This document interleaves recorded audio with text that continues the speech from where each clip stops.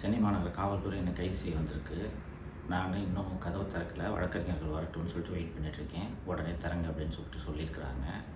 ஒரு 1 மாதம் முன்னாடி அக்டோபர் எண்டில் ஒரு சம்மன் ஒன்று வந்துச்சு ஆதம்பாக்கம் ஸ்டேஷன்லேருந்து. நீங்கள் இந்த வழக்குக்கு வாங்க அப்படின்னு சொல்லிட்டு. அது என்ன வழக்கு அப்படின்ட்டு எடுத்து பார்த்தா, ரெட் அண்ட் ஃபாலோ அப்படின்ட்டு ஒரு படத்தோட தயாரிப்பாளர் புருஷோத்தமன் என்பவர்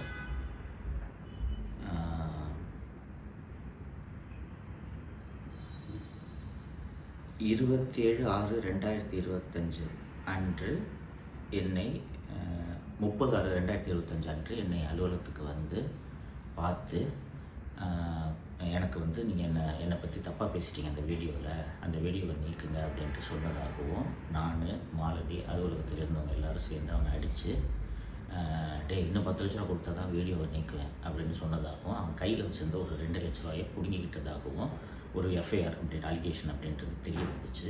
உடனே நான் அந்த சம்மனுக்கு பதில் சொல்லும் விதமாக, இது முழுக்க பொய் வழக்கு, இப்படி ஒரு சம்பவமே நடக்கலை, நீங்கள் சொல்கிற அந்த புருஷோத்தமன் யாரோ வரவே இல்லை, இதை என்னோடய விளக்கமாக ஏற்றுக்குங்கன்னு சொல்லிட்டு ஒரு பதில் கடிதம் நான் அனுப்பிச்சிட்டேன்.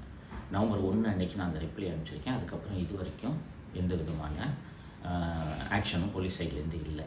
நேற்று நைட்டு சென்னை மாநகர காவல்துறை ஆணையர் திரு அருண் அவர்கள் பினாமி நிறுவனத்தின் மூலம் ஏகப்பட்ட முதலீடுகளை செய்திருக்கிறார் என்ற விவரங்களை வெளியிட்டதும் விடிகாத்தால் இதே வழக்கில் கைது செய்கிறதுக்கு வந்திருக்கிறாங்க. வழக்கறிஞர்கள் வந்த பிறகு தான் கதவை திறக்க முடியும், வெயிட் பண்ணுங்கன்னு சொல்லியிருக்கேன். இது உங்களுக்கான அப்டேட்.